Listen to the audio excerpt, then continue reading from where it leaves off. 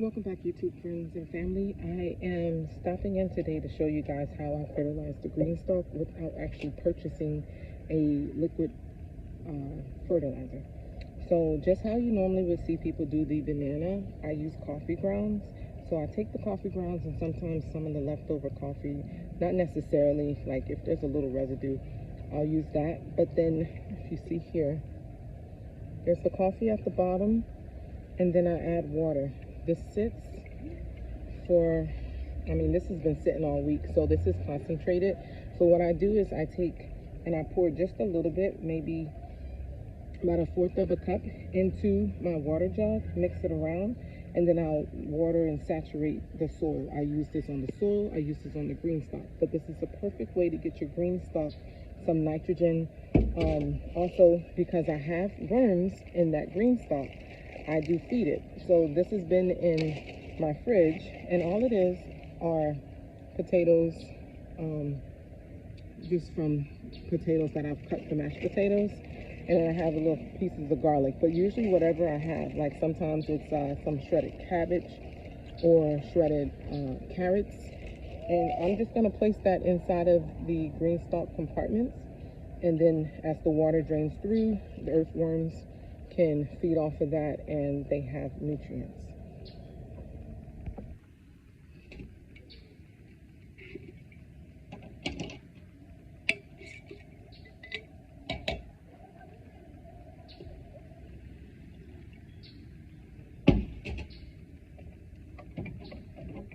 And like I said, I actually have to hand water everything in the garden, so it'll be a little different if you don't, because I don't have a hose.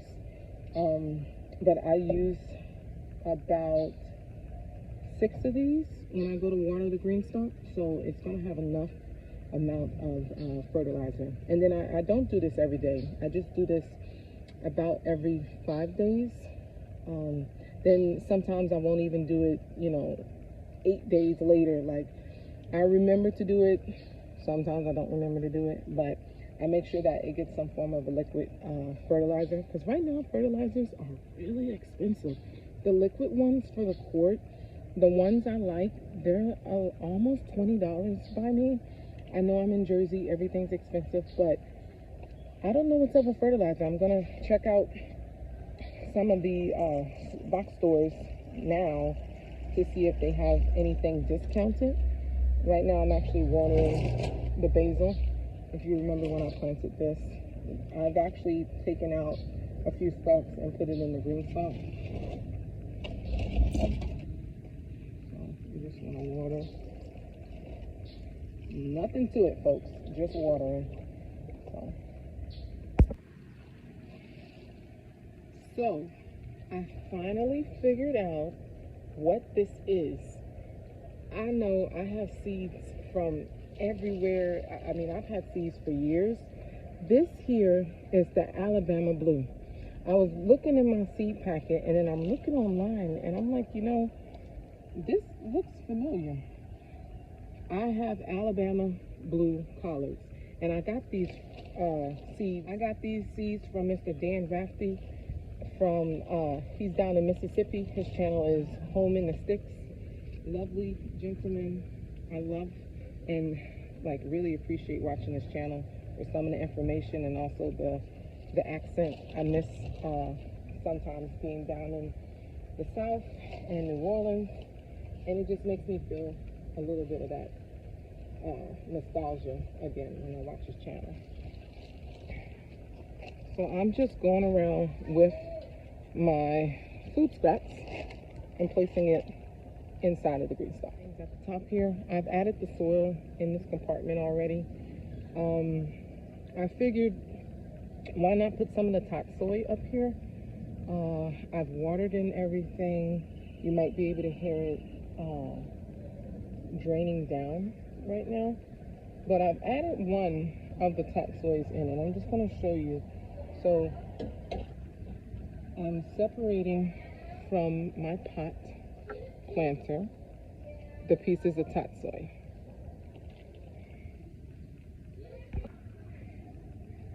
So you just dig a little trench. It's the same thing as planting anything else. I have my pieces. I'm just gonna drop them down. They're a little leggy, so I'm gonna put them a little further.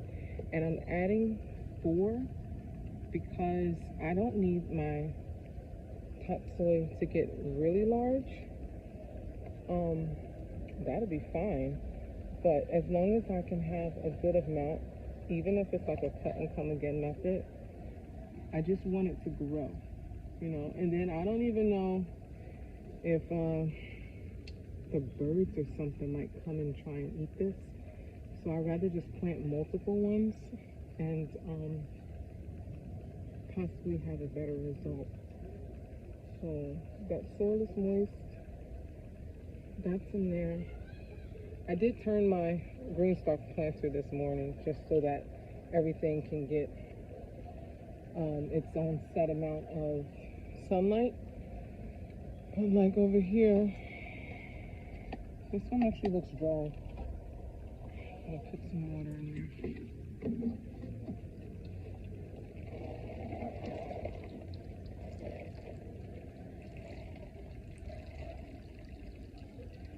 And then that puts some water. That's over here. I kind of want to try some of this, the mixed lettuce. Do y'all remember when I planted that? I don't see that it's going to grow really well in this container that it's already in. These containers just don't grow well for me. I don't know if it's the container or the soil. I do know it is, you know, I've overplanted. But you can do that with lettuce. So I picked up this. Of course, this maple seed wants to be here too. Toss that. I'm actually going to plant it. Drop that. Oh, look at that. Don't want to mess up the roots. The roots are really healthy. That's the roots of this one. It's upside down, I'm sorry. So let's try these here. I need my shovel. Gonna do this the best I can. That's my neighbors inside of the house. So, excuse me, they're having a good time. I'm gonna take myself inside. I need to find a good movie. I want to do absolutely nothing today other than this. I made it a point to come out and get this garden work done. But other than that, I am in the house. I made some soup for today. We have leftover mashed potatoes if they want that. And I have rice. I also have regular cornbread. So those are the 3 options for carbs. Okay, so now over here on this side, actually, since I have these pockets that nothing grew in, and I actually didn't plant in this at all, I'm going to put the fenugreek that I had in this pocket. This is the fenugreek from a long time ago. This is from the summer, but sorry, it sounds like, hold on. Okay, sorry. It sounded like there was something in the garden, and you know, gotta make sure I'm good. So see the roots here? The roots are good. Gonna put that native, that's a weed. Don't want those. I'm trying to hurry up because my neighbors are so loud up there. And power to them, like, I understand. But let's get these in here. Not even using the shovel, my fingers are done. My fingernails have so much dirt under them. I will be thoroughly brushing out and cleaning my nails. Okay, so that's patted in there. It's actually in a perfect spot because this has a lot of sunlight right now. So I'll see. I want to see if that's going to grow some more. Okay, so right here, it was supposed to be some lemon balm. There's nothing. None of that grew. Those seeds, hold on. have to go get my shovel here. These seeds were so old, I'm just thinking maybe like mint type family seeds. They cannot be too old to grow. Not quite sure on that, but I know like the kale, this kale right here, this kale has grown beautiful and it was really old. So I'm just going to, even after watering, this is weird, even after watering, this is really dry. But I want to take these, this is the red scarlet kale. Oh, seedling, so that, and I had another one. There it is. Another one there. So I'm going to plant these two here. So one on each side. I know that you can plant one per cell, but you really can plant two in these green stalks of certain items. Different crops need different spacing. And actually, it looks like I need a little bit more soil, but kind of eroded down in there. All right, so that's good. Let me water that in some. And I like to water the pockets individually also because the watering system is really good on these, but I feel like when they first start off, since the roots aren't established all the way through, you need to water the pockets because the water won't get all the way to that front end right here. And sometimes these will look dry and they really aren't. Now I noticed a pocket back here that has nothing. That's just the food scraps. I want to put something there. You know what? Since I'm here, let's put this basil. Let me show you. So I'm gonna take this one. This one's really tall. I'm gonna just take this one here. Dig this up deep. Grab that. Look at that. Oh my gosh, I wanna make sure I don't disturb this side. Put that soil back. Look at that, y'all. So now I have a great little transplant. So I'm gonna take this. Let's, meet me back over at the Greenstalk, okay? All right, here we go. So I really need some dirt, I think. This is too low. This is too low. All right, hold on. I'm gonna go get some dirt and I'll be right back again. But I definitely don't want to plant this low. That needs to come up at least about 2 inches. Okay, so I've added in the topsoil. I feel a lot better now that there's more soil in this pocket because the water's just going to erode it. And, y'all, I'm sorry. I really should be on the other side, but I did not feel like getting dressed. And so I am out of the camera today. I'm just, like, I told you I was tired. Just wanted to come out in the garden, do these chores, let you guys see what I'm actually doing. I'm pushing some of this soil now this way and get myself back in so I can watch a movie. I didn't even eat today. So that's it. Let me show you guys around. So that's it for everything. This here is the lettuce or arugula. I believe it's lettuce, but no telling because it was in my mixed blend. This here at the top is also the arugula. Then you have this here. This pocket is cilantro. This pocket here are 2 red scarlet kales. What else did I plant today? You can see all the other things, but that's the fenugreek and it's hanging downwards. And bring you across. I have another one of the Alabama blues.